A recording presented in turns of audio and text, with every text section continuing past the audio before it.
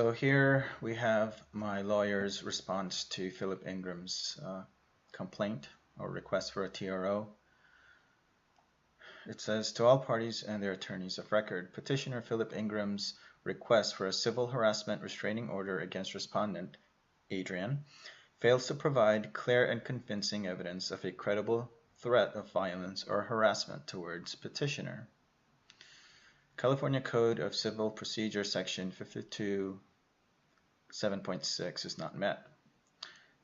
California Code of Civil Procedure CCP Section 527.6 states that a person who has suffered harassment as defined in subdivision B may seek a temporary restraining order and an order after hearing prohibiting harassment as provided in this section.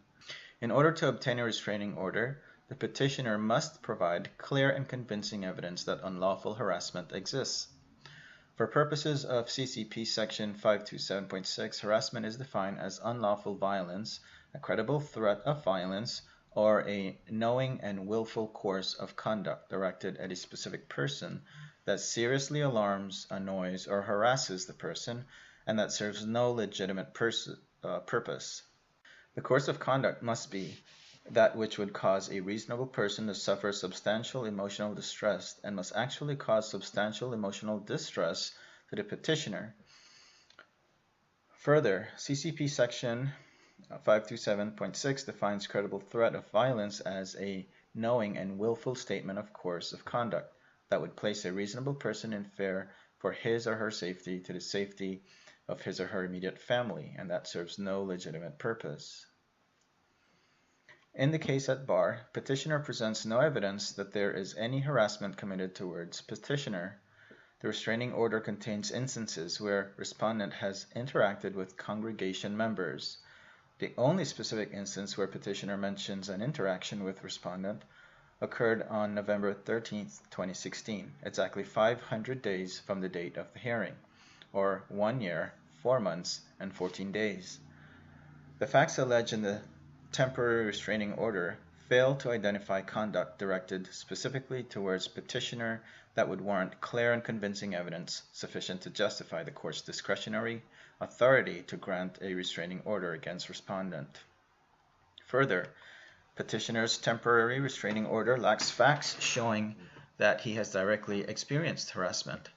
Further, the facts, as alleged, do not point to conduct at a specific person, but rather congregation members of Kingdom Hall of Jehovah's Witnesses, located at 23262 Avenue San Luis, Woodland Hills, California 91364.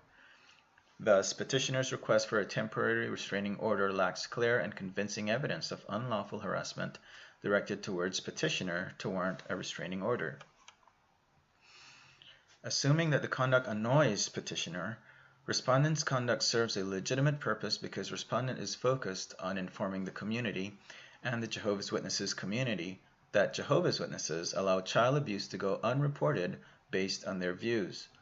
As a former member who was subjected to child abuse, respondent seeks to convince the community that members of the Jehovah's Witnesses are allowing child abuse to go unreported.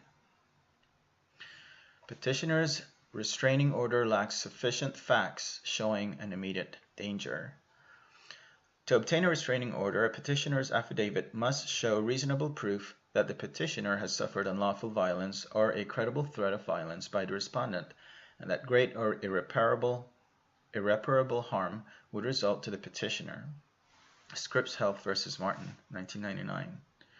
Here, petitioner fails to identify sufficient facts to support their argument that great or irreparable harm will result if respondent is not restrained.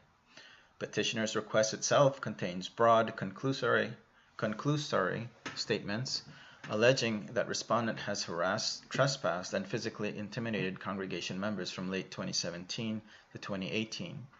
Petitioner fails to point out the specific dates of when the conduct allegedly occurred and what happened during such date.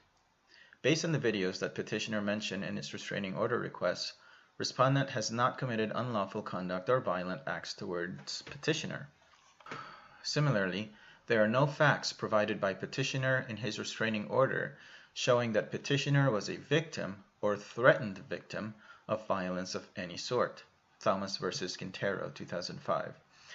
Nor does petitioner present any evidence that he was the victim of a knowing and willful course of conduct that seriously alarmed, annoyed, or harassed him, which served no legitimate purpose.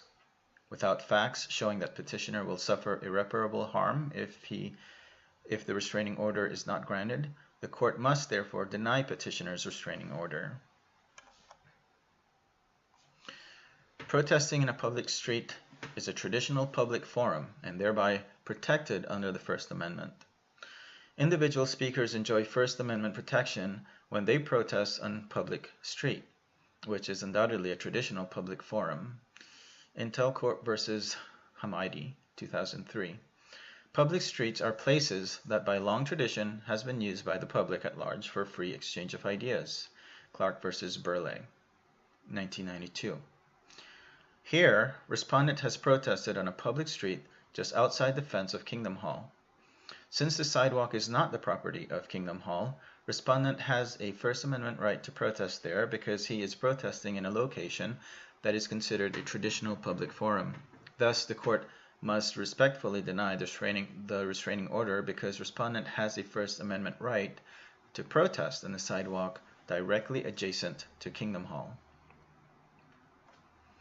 Respondent's conduct arises out of public concern in connection with an issue of public interest. There is no clear-cut definition of an issue of public interest.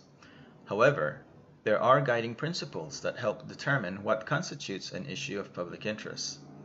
First, public interest does not equate with mere curiosity.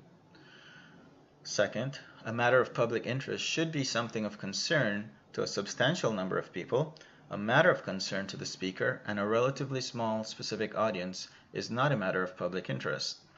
Third, there should be some degree of closeness between the challenged statements and the asserted public interest.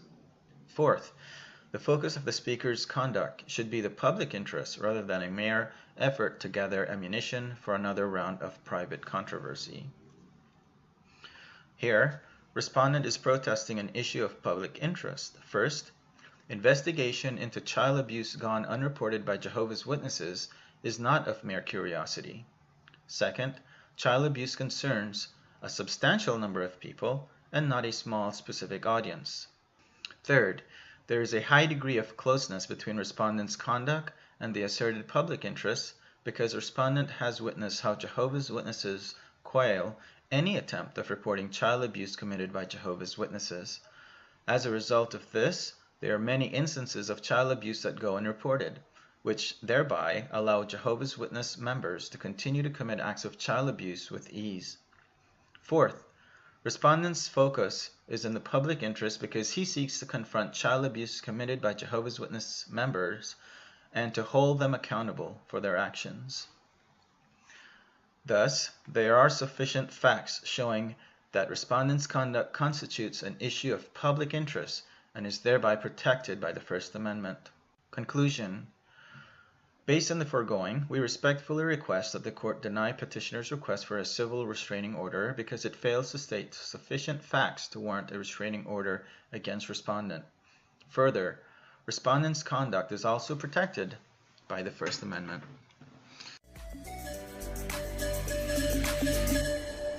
Soon our work is done. All of us one by one. Still we live our lives as if all this stuff survives. Don't you wanna know me? Be a friend of mine. I'll share some wisdom with you. Don't you ever get lonely from time to time. Don't let the system get you down. Across the seas and the oceans, a permanent itinerant is what I've chosen. I find myself in a big city prison, arisen from the vision of mankind, designed to keep me discreetly, neatly in the corner. You find me with the flora and the fauna and the hardship. Backyard is where my heart is. Still I find it hard to depart this big city life. Big city life, we try to get by. Pressure eyes up no matter what.